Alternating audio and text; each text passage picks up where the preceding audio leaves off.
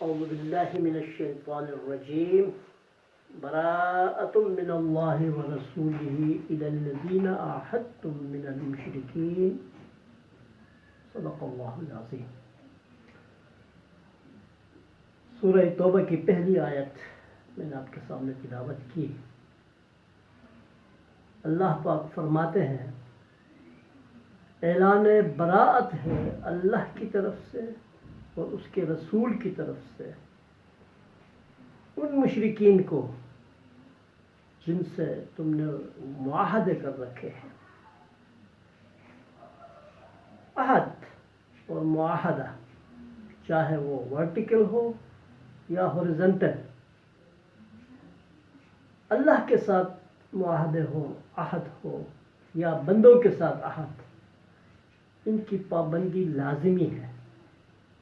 کوئی معاشرت بدعہدی کر کے کبھی وہ سرخرو نہیں ہو سکتی، اس لیے اللہ پاک نے حکم دیا ہے کہ اپنے عہد، اپنے عہود اور اپنے معاہدوں کی پابندی کرو۔ اور یہ عہد الست سے یہ سلسلہ شروع ہوا ہے، اور تمام وہ معاہدے جو انسانوں کے درمیان ہیں ان سب پر اس حکم کا اطلاق ہوتا ہے۔ مگر اس وقت سورہ توبہ نازل ہوئی تو بدعہدی مشرکین کی حد سے گزر چکی تھی، تو اللہ پاک نے یہ صورت نازل فرمائی۔ یہ 90 ہجری کی صورت ہے جو ہجرت کے 90 سال نازل ہوئی۔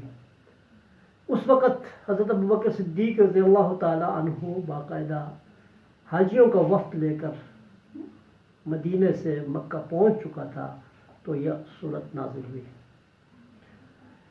جب یہ صورت نازل ہوئی تو اللہ پاک کے رسول نے حضرت علی کو بلایا اور کہا جاؤ حاجیوں کو یہ آیت جا کے سنا دو۔ حضرت علی کرم اللہ وجہہ باقاعدہ چل پڑے اور سیدھا مکہ مکرمہ پہنچے۔ جس وقت حضرت ابوبکر صدیق نے دیکھا کہ علی آ رہے ہیں تو پوچھا کہ علی امیر بن کے آئے ہو یا مامور؟ حضرت علی کرم اللہ وجہہ نے کہا نہیں، میں مامور ہوں، امیر تم ہی ہو۔ البتہ قرآن کریم کی کچھ آیات نازل ہوئی ہے، سورہ توبہ نازل ہوئی ہے، اور میں یہ صورت لے کے حاضر ہوا ہوں اور نبی صلی اللہ علیہ وسلم نے مجھے بھیجا ہے۔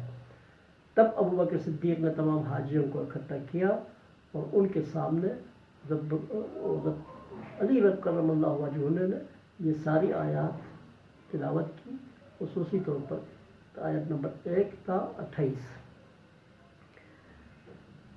4 حکم کھل کے اس آیت کے مفہوم میں شامل تھے، حضرت علی نے ان کا اعلان کر دیا۔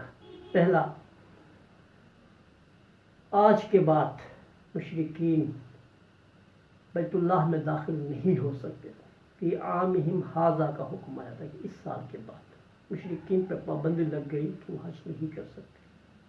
دوسرا حکم کہ برہنہ طواف کی ممانعت ہوگی، اس سے پہلے جاہلیت میں برہنہ طواف ہوتا تھا، اس کی ممانعت کر دی گئی۔ تیسرا حکم، جن مشرکین کے ساتھ معاہدہ ہوا ہے ان میں سے جو بات عہد نہیں ہے، ان غیر بتا جو عہد کے پابند مشرکین ہیں، ان کے ساتھ ان کے عہد کو مدت پورا ہونے تک برقرار رکھا جائے گا، اور باقی لوگوں کے لیے یہ حکم ہے کہ ان کے ساتھ اللہ اور اس کے رسول نے عہد توڑ دیا ہے، ان کو صرف 4 مہینے کا نوٹس ملا ہے، جو کہ دوسری آیت میں اس کی تفصیل آئے گی۔ چونکہ یہ صورت سورہ انفال کے بعد نازل ہوئی تھی، اس سے پہلے سورہ انفال میں یہ حکم ہوا تھا ان شر الدواب عند اللہ الذین کفروا وهم لا یؤمنون الذین عاہدت منهم ثم ينقضون عہدهم في كل مرة وهم لا يتقون فإما تثقفنهم في الحرب فشرد بهم من خلفهم لعلهم يذكرون وإما تخافن من قوم خيانة فانبذ إليهم على سواء إن الله لا يحب الخائنين۔ بدترین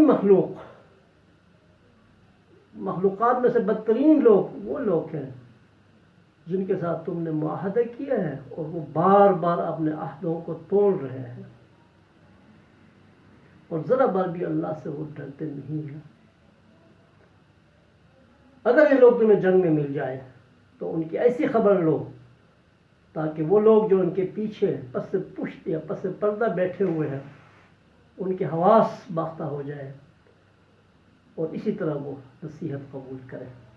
ہاں جس قوم سے تمہیں خوف ہو کہ وہ بدعہدی کریں گے، مَا تَخَافَنَّ مِنْ قَوْمٍ خِيَانَةً کہ وہ خیانت کریں گے، فَانْبِذْ إِلَيْهِمْ عَلَىٰ سَوَاءٍ ان کے سامنے ان کے عہد پھینک دو اور برابر ہو جاؤ. ان اللہ لا يحب الخائنین، اللہ پر خائن لوگوں کو پسند نہیں کرتا. یہ وہ سورہ انفال کے حکم تھا. اس پس منظر میں پھر آخری بار 90 ہجری میں سورہ نازل ہوئی، یہ سورہ توبہ، جس کی پہلی آیات میں نے آپ کے سامنے سنا دی کہ اللہ پاک اور اس کے رسول دونوں مشرکین سے بری ہو گئے اور مشرکوں کو جو ضمانت حاصل تھی اللہ کی طرف سے اب وہ ضمانت اٹھا لی گئی ہے اور اب ان کو اگلے 4 مہینے کا نوٹس ملنے والا ہے، جو کہ دوسری آیت میں انشاءاللہ اس کی تفصیل آئے گی. وآخر دعوانا الحمد للہ رب العالمین.